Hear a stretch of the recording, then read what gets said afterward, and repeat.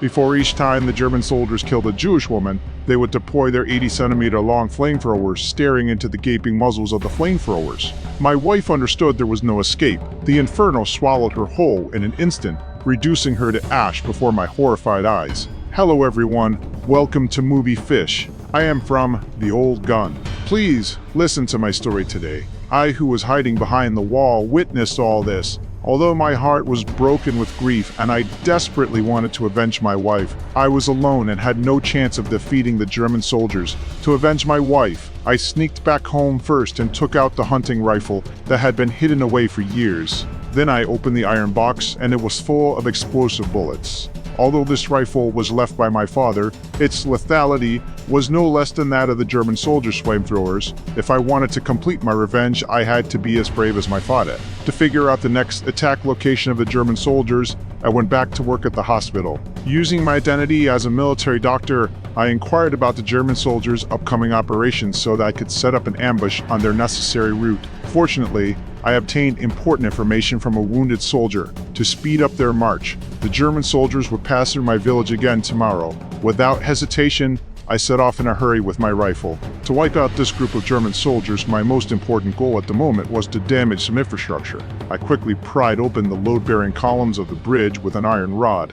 Once the German soldiers tried to retreat across the bridge, they would surely fall to pieces. After destroying the bridge, I went to the water supply house. First, I pulled out the wires of the water pump and then emptied the water in the storage tank to cut off the drinking water supply for the German soldiers. If they wanted to drink water, they would have to fetch it from the well. This was my revenge plan. Finally, I entered the tunnel under the well, through a secret passage. Anyway, there was no water now. As long as I waited till dawn, the German soldiers would surely come, and before long, the German soldiers really came to draw water. I suddenly emerged from the bottom of the well and killed one of them. Soon the gunshots attracted the other German soldiers. A fearless soldier wanted to peek in, but the officer quickly pulled him back and threw a grenade into the well. However, I had already escaped from the bottom of the well through the tunnel, so the grenade didn't harm me. I carefully observed every move of the German soldiers, determined to make these monsters pay for my wife's death. At the same time, the officer discovered his own Allied forces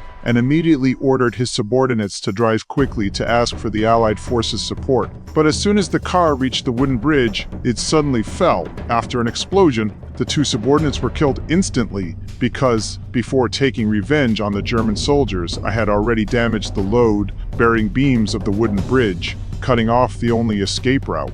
They closed the door in fear and prepared to fight the guerrillas head-on, but unfortunately a soldier accidentally spotted me. I quickly climbed onto the armored vehicle, trying to use the machine gun to deal with the man. But I was no ordinary adversary and shot the enemy in the head with one shot. After hearing the gunshots, the other soldiers immediately fired in the direction of me and shot at the house where I was located to suppress me.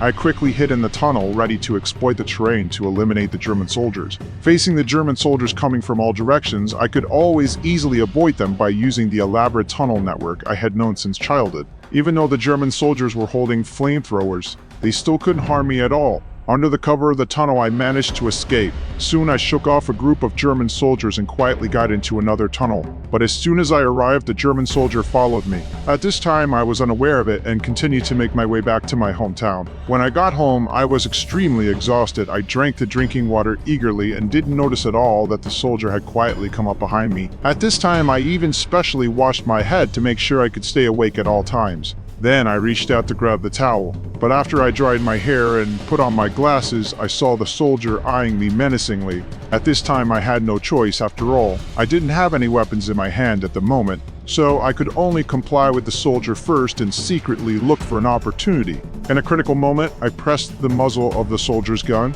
and then pushed the soldier against the wall. I quickly killed the soldier. Unfortunately, just after I dealt with one soldier, the German soldiers surrounded me in groups. The soldiers fired madly at me. Fortunately, the bullets didn't penetrate the stone wall, and I was lucky enough to escape. Facing the attack of so many soldiers, I understood that I was definitely no match for them. To preserve my combat effectiveness, I adopted the strategy of retreat and tried to sneak away. But during the escape, I was unfortunately injured in the arm by a grenade, and even my glasses were blown to pieces, and the German soldiers were a bunch of cowards. They thought that since the guerrillas were attacking so fiercely, there must be more than just this one man. So the German soldiers thought it was safe to stay in the house, and they could only survive by waiting for the Allied forces' rescue while the German soldiers were hiding in the house. I quickly bandaged my wound. But now I didn't have my glasses and I couldn't fight the German soldiers with my eyes closed. If I wanted to continue to eliminate them, I had to find a pair of glasses first. So I used the tunnel to secretly sneak back into the castle. Soon I found another pair of glasses and quickly put them on. Just as I was about to leave, a German soldier suddenly burst in. Without any hesitation, I fired a shot in return.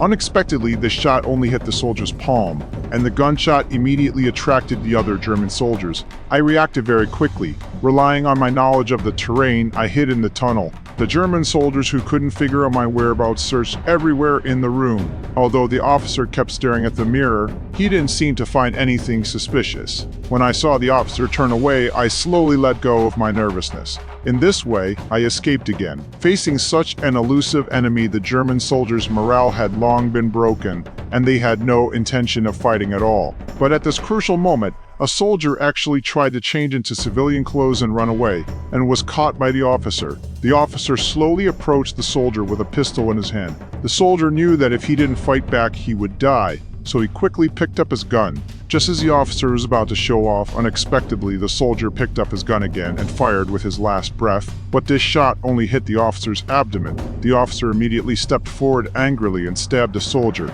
There was no other way. This was the consequence of his being too cocky. Now the officer could only look for his two subordinates, but the two of them had already slipped away secretly in order to save their own lives. Unfortunately, the two of them were not familiar with the structure of the tunnel and accidentally fell into a puddle. Just as I was about to shoot to deal with the two of them, I found that my bullets had run out.